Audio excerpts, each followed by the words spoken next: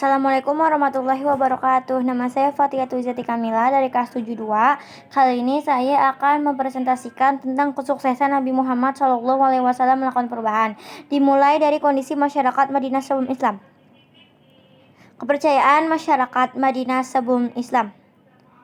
Sebelum Islam datang, agama yang dianut oleh penduduk Yathrib ialah agama Yahudi, agama Nasrani, dan agama paganisme. Kedua, keadaan sosial masyarakat Madinah sebelum Islam.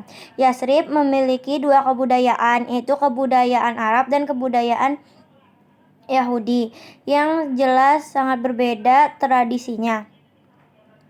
Kedua kebudayaan tersebut berkembang dan menyebar sehingga memiliki beberapa suku atau kabilah. Kabilah-kabilah yang berada di Madinah ialah kabilah Aus dan Khazraj dan juga kabilah Yahudi.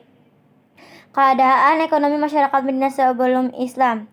Yathrib memiliki ladang pertanian dan juga Yathrib memiliki persawahan dan perkebunan. Penghasilan terbesarnya itu ialah kurma dan anggur. Yathrib juga memiliki pabrik-pabrik yang dikelola oleh bangsa Yahudi. Keadaan politik masyarakat Madinah sebelum Islam. Yathrib tidak memiliki metode kerajaan. Kekuasaan dipegang oleh suku atau kelompok tertentu yang paling kuat di antara mereka. Hijrah Nabi Muhammad ke Madinah.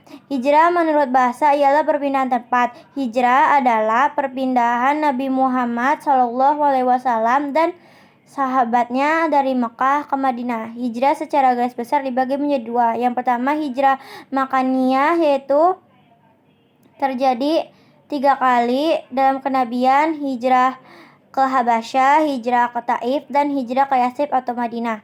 Hijrah Makanawiyah itu dibagi menjadi 4 macam, yaitu hijrah i'tiqadiyah atau hijrah keyakinan, hijrah fikriyah, hijrah syu'uliyah, dan hijrah suliyah. Faktor-faktor atau sebab-sebab yang menyebabkan Nabi Muhammad hijrah ke Madinah. Yang pertama itu adalah Yathrib merupakan tempat yang paling dekat. Yang kedua itu adalah sebelum diangkat menjadi nabi, Nabi Muhammad memiliki hubungan baik dengan penduduk di kota sana. Dan yang ketiga itu adalah penduduk Yathrib dikenal dengan Nabi Muhammad karena budi pekerti dan sifatnya. Yang keempat itu adalah selain karena perintah Allah. Reaksi kaum kafir Quraisy mendengar hijrah Nabi Muhammad. Setelah mendengar hijrah Nabi Muhammad, kaum kafir Quraisy semakin benci kepada umat Islam, dan kemudian kaum kafir Quraisy memutuskan salah satu dari 3 cara, yaitu membiarkan Nabi Muhammad ke Madinah dengan sendirinya, memenjarakannya, dan membunuhnya. Akhirnya mereka memilih untuk membunuhnya, tetapi rencana mereka gagal dan Nabi Muhammad akhirnya hijrah ke Madinah dengan selamat. Dan setelah hijrah ke Madinah, Rasulullah,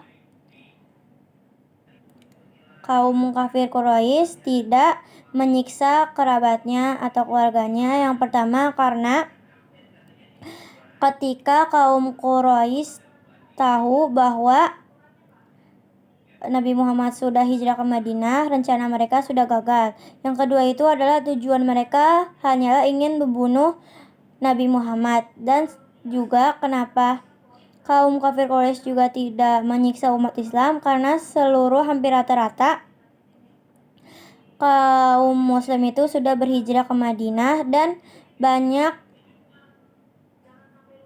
kaum atau kerabat-kerabatnya yang berasal dari Quraisy. Proses hijrah Nabi Muhammad ke Madinah. Yang pertama, Ali bin Abi Thalib menggantikan Nabi Muhammad di tempat tidurnya. Yang kedua adalah Nabi Muhammad bersama Abu Bakar bersembunyi di Gua Sur. Yang ketiga itu adalah bertemu dengan Suraqah yang ingin mendapatkan hadiah 100 ekor unta apabila ia bertemu dengan rombongan Nabi Muhammad. Yang keempat itu ialah ia membangun Masjid Quba. Dan yang kelima itu adalah tiba di Madinah. Nabi Muhammad tiba di Madinah pada tahun 622 Masehi. Pola dakwah yang dilakukan oleh Nabi Muhammad SAW di Madinah. Langkah-langkah Nabi Muhammad di Madinah ialah membangun masjid, mempersaudarakan kaum muslimin, dan membuat perjanjian dengan kaum atau bangsa Yahudi yang dinamakan dengan Piagam Madinah. Metode Nabi Muhammad membangun perekonomian di Madinah.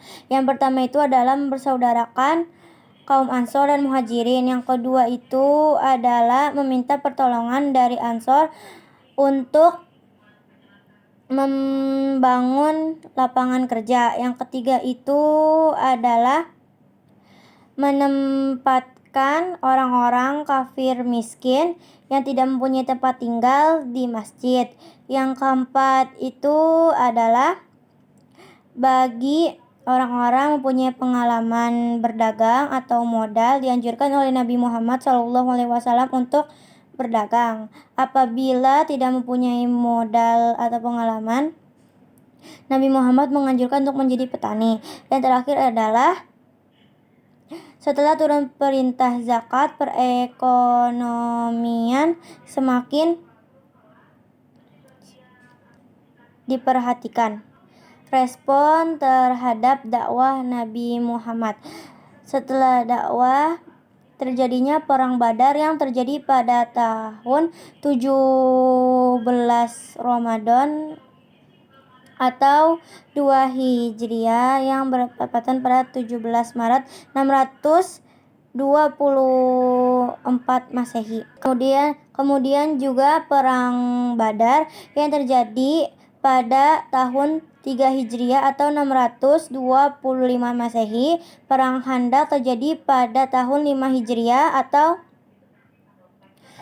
627 Masehi, dan perjanjian Hudaibiyah terjadi pada tahun 6 Hijriah atau 628 Masehi. Kemudian peristiwa Fathu Mekah yang terjadi 2 tahun setelah perjanjian Hudaibiyah, yaitu 630 Masehi.